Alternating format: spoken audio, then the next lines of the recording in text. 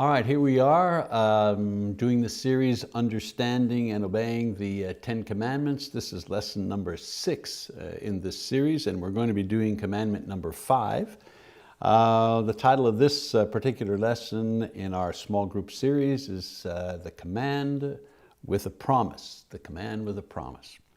So far we have covered the first 4 commandments having to do with God's relationship with man and man's need and duty to honor God. These 4 commandments, to honor God as the only God, to honor God as the highest of beings, to honor God as the Holy One, and to honor God as the Lord of time, the Lord of our time, certainly. The next 6 commandments, which we will begin with today, address man's relationship to other people, to other individuals in society. These, commandments number 5 to 10, honor to others in the form of honoring our parents, honoring fellow man, honoring our spouse, honoring society, honoring our neighbor, and of course honoring ourselves. And so the first 4 commandments lead to peace with God and peace with ourselves. And the last 6 commandments promote peace within society as a whole. So the 5th commandment, which we're going to do in this session, reads, Exodus chapter 20, verse 12 reads, honor your father and your mother, that your days may be prolonged in the land which the Lord your God gives you. So there's the 5th commandment. First question, of course, why should we obey this commandment? Well, a couple of reasons. Number 1, the command is right in itself. It is correct in and of itself. Paul, the apostle, says that this is the right thing that we ought to do in Ephesians chapter 6, verse 1. There's a natural chain of authority given by God, and parents have been given charge over children. You know, I used to say to my own kids, they'd say, why should we obey you? I said, because God says so. Not only because I say so, because God says so. God is the one who gives that command, not man, not mankind. Disobeying parents in the Lord, when I say in the Lord, I mean disobeying parents when they are directing us and giving us commands and things to obey, which are godly, is the same as disobeying the Lord, for He is the one giving the authority to the parents. As a matter of fact, in some countries, like Canada, for example, obedience to parents is part of the civil code, so it's part of the civil law, not just the spiritual law. Another reason why we ought to obey this commandment, parents deserve our obedience. In most cases, parents will or have done more for us than any teacher we've ever had, or mentor or friend. Again, in most cases, even poor parents have done more for us than we will ever be able to repay them in our lifetimes. We should obey parents from a sense of gratitude, if from nothing else. Thirdly, why obey? A couple of reasons. It is wise to do so.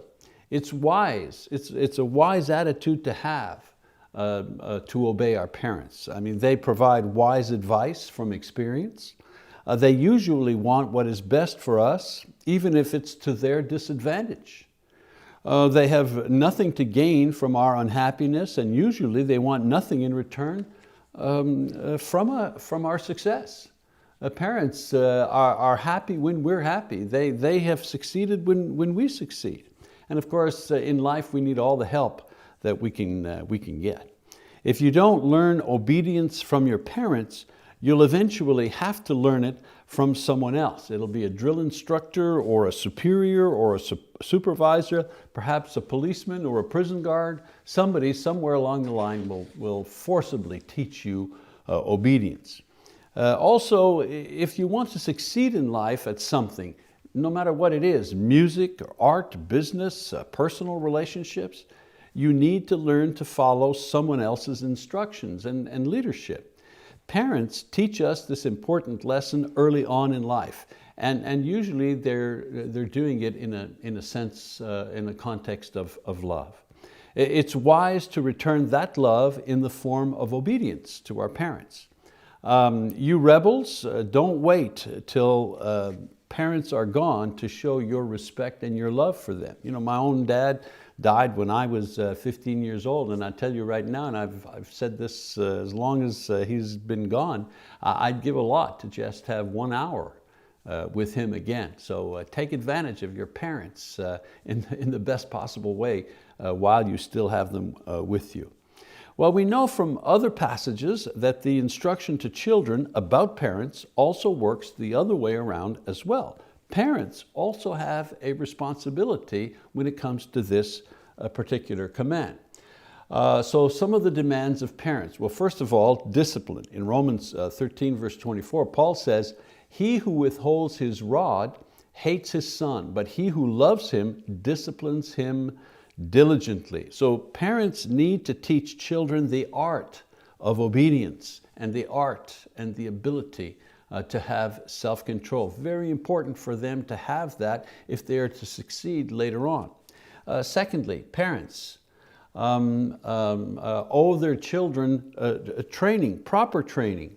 In Proverbs 22, verse 6, Solomon writes, "Train up a child in the way he should go. Even when he is old, he will not depart from it." How to conduct oneself in a manner that will produce a happy and a productive life. Provide children with education and emotional and artistic development and social graces and of course religious instruction. All of this type of training parents are required to give to their children. Another demand of the parent is spiritual guidance that I just mentioned. In Ephesians chapter 6, verse 4, Paul says, "Fathers, do not provoke your children to anger, but bring them up in the discipline and instruction of the Lord." Showing children by word and deed how to please God and how to save their own souls. You know, children are not very impressed with what we say or even with what we do. They're impressed if what we say and do consistently match and consistently aim high. Then they're impressed. They will aim high if we aim high. They will do what we say if we do what we say. Children, you know, many times they're not paying attention to what you say. They're paying attention to what you do.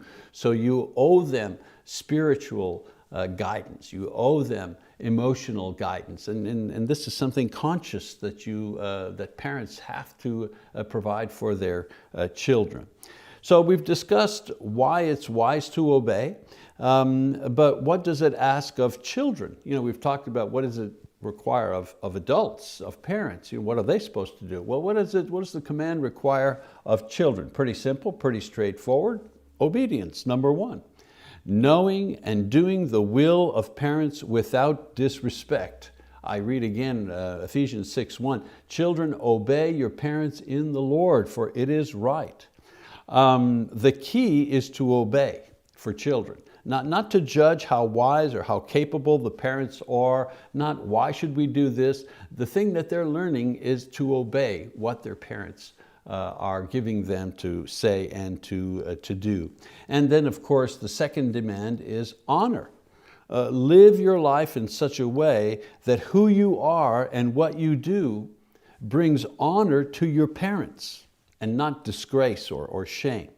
Note that the command doesn't say thou shalt love thy parents.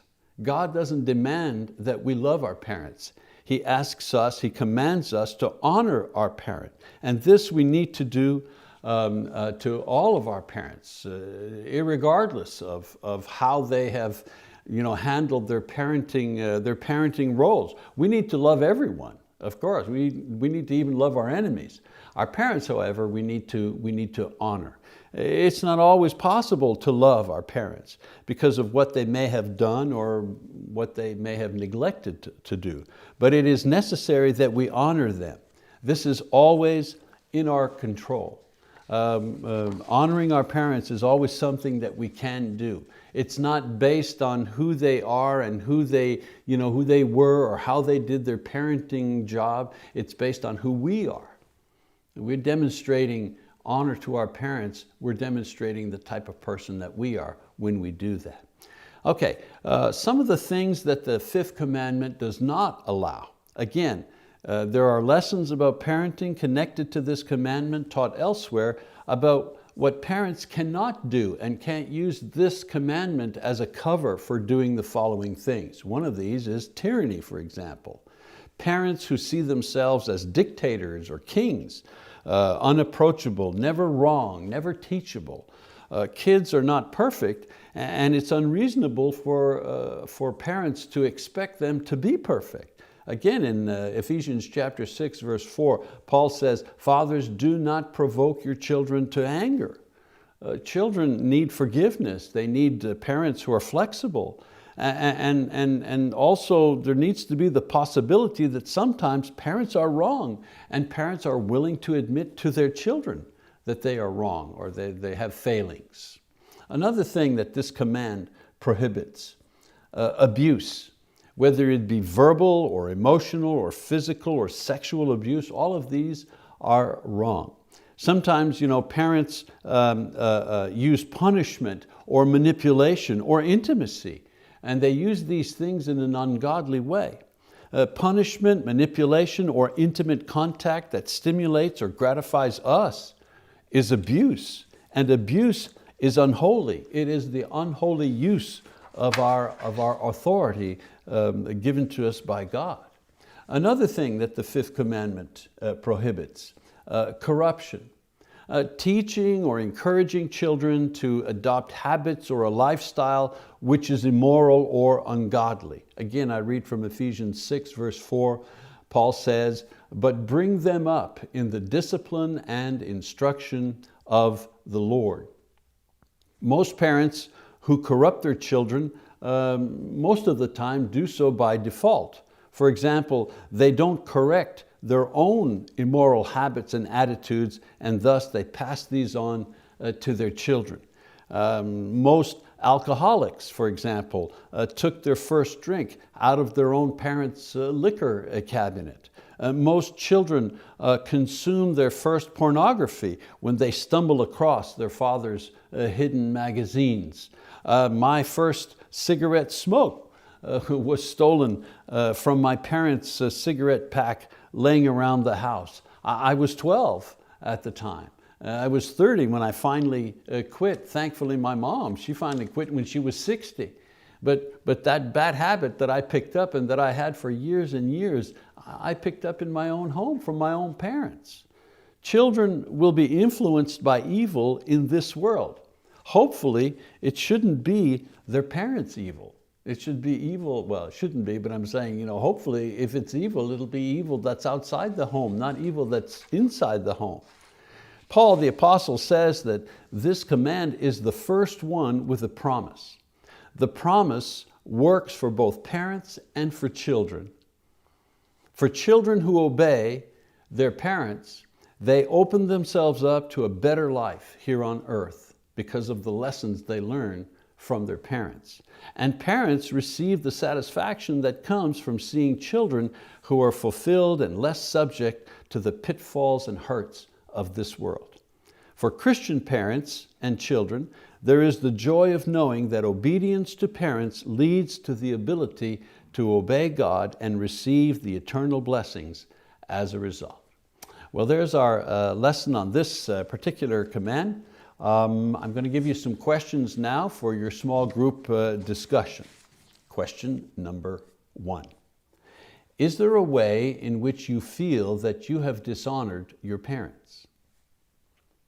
Question number 2. If you could, what would you do or say to them about that situation? Question number 3. Is being a parent harder today than when you were a kid? If yes, why and how?